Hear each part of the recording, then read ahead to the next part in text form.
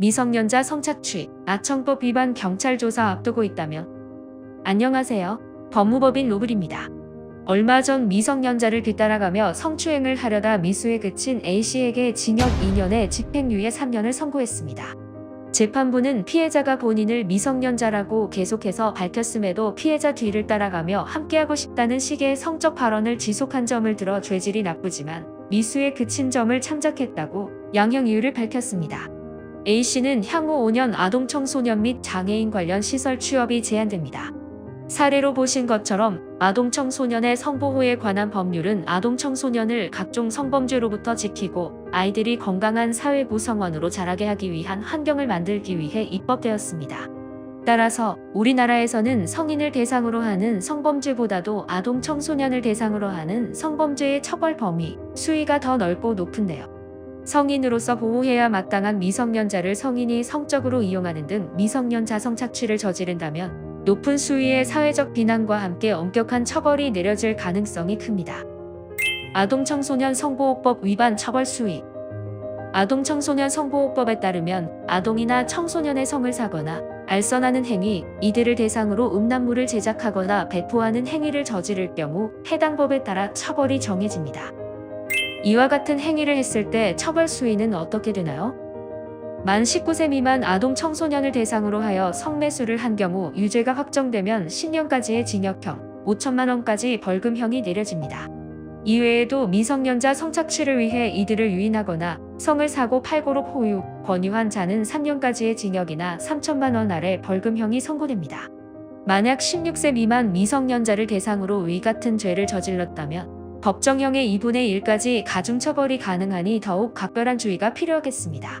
나아가 영리를 목적으로 미성년자 성착취를 유도한 자에 대해서는 7년까지의 징역, 5천만 원까지의 벌금형을 선고하고 있습니다. 합의였다는 주장은 통하지 않습니다. 요즘은 SNS가 발달하다 보니 SNS로 알게 된 사람과 만나 합의하에 관계를 맺는 경우도 적지 않습니다.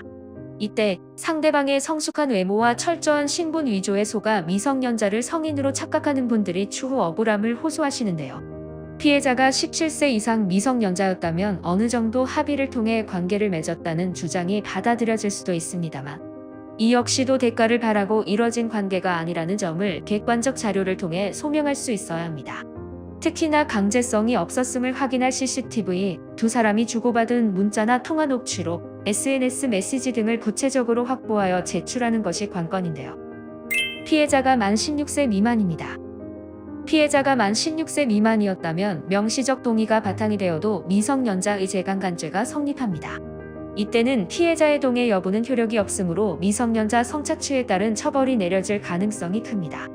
현실적으로는 형사 합의금을 지급하고 선처를 요청하는 것이 바람직한 대처 방법입니다. 그러나 만약 16세 미만의 미성년자라는 것을 인지하지 못했다는 사실을 제대로 입증할 수 있다면 미성년자 성착취 혐의를 벗어날 여지가 생기기도 합니다. 다만 이 경우에도 상대가 성인임을 믿을 수밖에 없던 정황을 객관적 입증 자료로 만들어 제출해야 하기에 진행이 까다로운 편입니다. 적법한 절차를 통해 증거를 수집해 근거를 만들려면 형사 대리인의 조력은 반드시 받아야 한다는 점 유념하시길 바랍니다. 성범죄에 따른 보완 처분까지 대비해야 할 부분이 많은 사안입니다.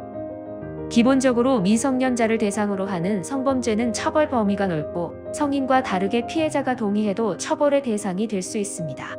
게다가 미성년자 성착취 혐의가 인정되면 형사처벌과 함께 각종 보완 처분이 함께 내려지므로 장기적인 불이익을 얻을 가능성이 더욱 커지는데요.